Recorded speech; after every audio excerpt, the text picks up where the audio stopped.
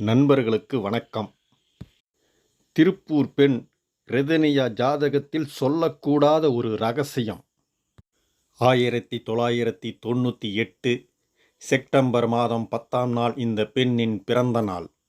2025 June 28ஆம் நாள் இந்த பெண்ணின் நினைவு நாள். இங்கு தெரிகின்ற ஜாதகம் திருப்பூர் பெண் ரெதனியா ஜாதகம். பிறந்த நேரம் தெரியவில்லை. அதனால் ராசியின் அடிப்படையில் இந்த ஜாதகத்தை ஆய்வு செய்து பார்ப்போம். பெற்றோர்கள் தன் பிள்ளைகளுக்கு வரன் தேடுகின்ற பொழுது ஜோதிடர் இடத்தில் என் பெண்ணுக்கு எப்படிப்பட்ட வரன் அமையும் என்பது கேட்பது வழக்கம். இந்த ஜாதகத்திலும் ரெதனியா பெற்றோர்களுக்கு ஜோதிடர் சொன்ன கருத்து திருமணத்தில் ஆபத்து உள்ளது என்று சொல்லியிருக்கிறார்கள். ஆனால் அதை அவர்கள் நம்பவில்லை. இந்த பெண்ணின் ராசி மேசம். ராசி கட்டத்திலே நீச்சம் பெற்ற சனி பகவான். மேசம் ராசிக்கு களத்திரஸ்தானமாக 7ஆம் இடமாக வருவது துலா ராசி. இந்த துலா ராசியை நீச்சம் பெற்ற சனி பகவான் பார்ப்பது நல்லதல்ல.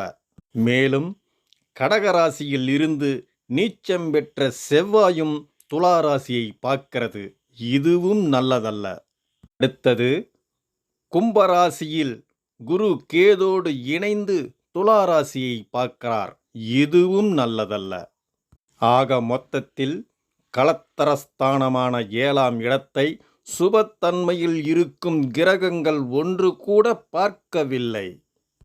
பாவத்தன்மையில் இருக்கும் செவ்வாய் மற்றும் சனி மேலும் குரு இவர்கள் பார்வை நல்லதல்ல.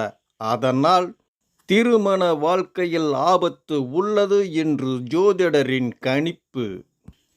இதை இவர்கள் நம்பவில்லை.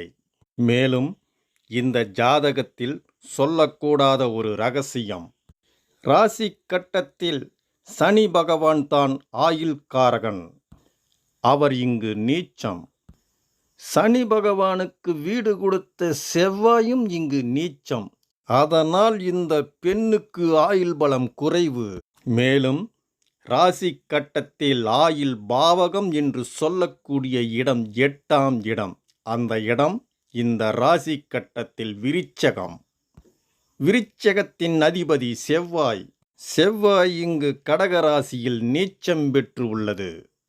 இயற்கையாகவே இந்த பெண்ணிற்கு ஆயுள் பலம் குறைவு.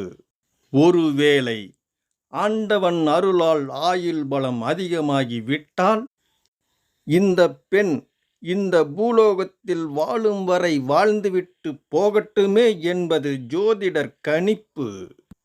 அதனால் ஜாதக ரகசியத்தை ஜாதகரிடம் சொல்ல மறுத்துவிட்டது ஜோதிடர் மனசு. நன்றி நேயர்களே. நாம் மீண்டும் அடுத்த பதிவில் சந்திக்கும் வரை நலமே விளையும். நல்வாழ்த்துக்கள்.